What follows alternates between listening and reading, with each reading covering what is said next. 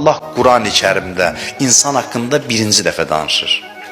Hardadır bu? Ələq surəsində. Ələq birinci surətdə nazil olub Peyğəmbərə. Hələ heç Allah insan haqqında bir dəfə də danışmayıb. Heç bir kəlmədə. Birinci dəfədir Allah insan haqqında danışmağa başlayır Peyğəmbərə. Maraqlıdır, birinci sözü nədir Allahın insan haqqında? Deyir, innəl insan ləyətğa ən rəahu istəğna. Həqiqətən insan tüğyan edir. Nə zaman? Özünü ehtiyacsız gördüyü zaman. Fikir verirsiniz. Birinci sözü budur. Həqiqətən insan tüğyan edir. Nə zaman? Bir an özünə arxalanan zaman. Bir an özünə söykənən zaman.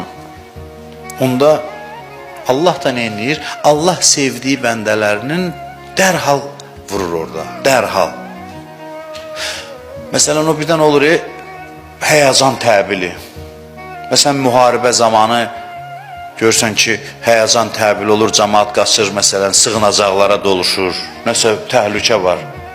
İnsan vücudunda nə zaman həyəcan təbili çalınır? Mən gələndə, mən deyən kimi yer göy dəyər bir-birinə ki, bunu tez otuzdurun yerində, yoxsa bu getdi əldən.